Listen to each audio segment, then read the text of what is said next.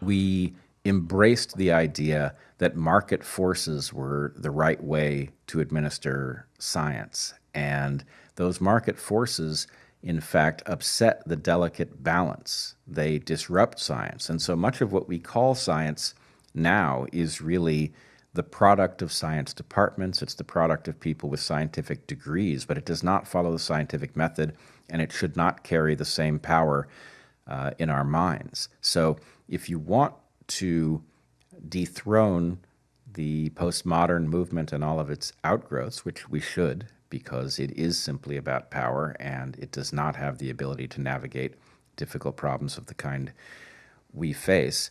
But if you want to dethrone it, the way to do that is to make science robust and to insulate it from market forces so that scientists can tell us what we need to know rather than what we want to hear. One of my personal favorite podcasts is Brett Weinstein and his wife, Heather Hying, the Dark Horse podcast. Really, really great stuff every time they put it out. Who I actually blame for this more than anything else is the media, because there's always been junk science. There's always been snake oil salesmen. Sure. You know, but it used to be the media that would be like, their job. It turns out cigarettes actually aren't good for you. These doctors are lying, right? Like, this was the media's job. And if there's anything that we can't trust, forget the institutions. Our media has lost all trust. All trust in the media, if we ever had it, any trust should be gone. The fact that 25% of the population still trust the media is insane to me. Whoa. It's 25%. 25% of the population still trusts mainstream news. That's insane to me. But if you get 80% of your ad revenue from one industry, how can you say that they have an objective perspective on anything? So I think it's upwards of 80% of all of the ads for most news channels is big pharma. And then that's one of the things that people will use as an arrow against capitalism. And I would say that's not capitalism, because there should be as many channels as you want. You know, the fact that InfoWars has basically been shut down because it's misinformation or dangerous misinformation gets, Tucker Carlson has the most watched cable news show of all time and gets fired because he doesn't toe the line.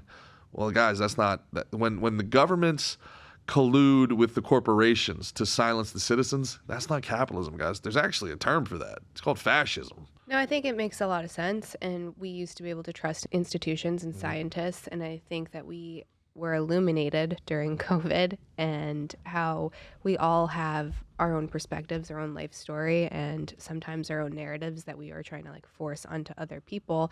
And there is no such thing as the science. It's a process, and it's if you get a diagnosis, the standard protocol always used to be, okay, go get a second, third, fourth opinion. And no one was offended by that because we don't even have an agreement on how to solve cancer, right? So to say this is my scientific opinion, period, and anything else is misinformation, where did that come from? Yeah, great point. There was a humility to science. Einstein would call it the theory of relativity. I don't know. This is my thoughts on it. Not the fact of the irrefutable fact of relativity.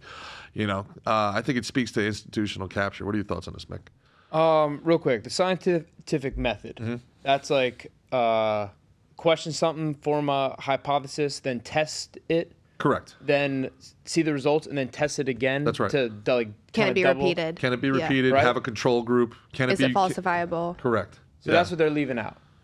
Well, they're kind of going without that. And I totally hear you, the 100%. Anyone who speaks 100%, this is a fact. If you can't prove that shit, don't talk like that. Yeah. Right? You said, the humility of Einstein, calling it a theory. Mm-hmm. There's a lot of people who are just telling you this is how it is, without being able to back it up. Because they have something to gain by it. They have something to gain from it. I just think that's a problem. Yeah, I think what Brett's saying there is that, not only are they not doing the scientific method, more nefariously, they're rigging it.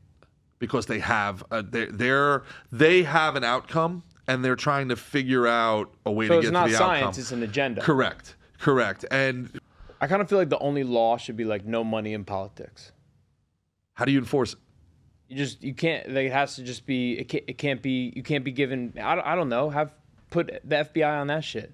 Well, that's the problem. Is then the politicians, they're the ones that Well, appoint the FBI. We'll get rid of lobbying. Do you guys think there should be money in politics? No. I can't think of a good reason why there should be. I think you're supposed to get in and out. I don't think you're supposed to make a career out of it for the rest of your life. I don't think you're supposed to get rich off of it. It's supposed to be service and contribution. A civic duty. Right. Yeah. So you do it for a little bit of time and then you pass the torch. Agreed. The problem is no one's fucking passed the torch, because if you look at how many like 70-year-olds there were, it was like decline, and then hockey stick up.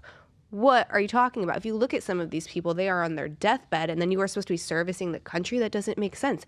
Take Nana and put her in a home. She shouldn't be in Congress. This is insane. Assuming Dianne Feinstein is even alive when this airs. But yes, yeah. So this is crossing right now. California Senator Dianne Feinstein has died. Mitch McConnell zooming out. Yeah, it's. What do you think he's staring at that whole time? I know exactly what he's staring at. Yeah. I know exactly what he's staring at.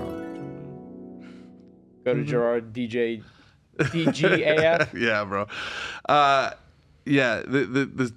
The cracks in the system are definitely showing. But I again, good. We shouldn't just be trusting what we see. We should not just be adhering to the academics, to the credentialed. I'd say we shouldn't just be deferring to the credentialed.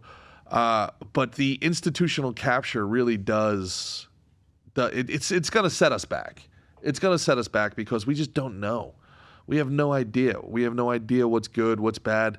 We're all kind of going to have to be our own scientists at this point. We're all doing the scientific method. I don't know. Let's try it and see where it goes. You know what I'm saying? So when they first launched ChatGPT, the accuracy when it came to mathematics was 100%. And then they started giving it different parameters. And as it started to censor ChatGPT, like this is socially an acceptable answer to give a user, and they tightened. I believe now it's like in the single digits as far as the accuracy for math. Because what happened is you had the computer, which is self-learning and learning off of the feedback. It had, okay, these are truths, and I'm operating in that. And then as you started to take the truths out, it confused the AI so much. They're like, I don't know which way is up or down, and now it can't do math. You're serious? Yes. So they started to take over. We got to use confusion. Weapon. We'll do math in cursive. We'll do algebra in cursive, and we'll be fine.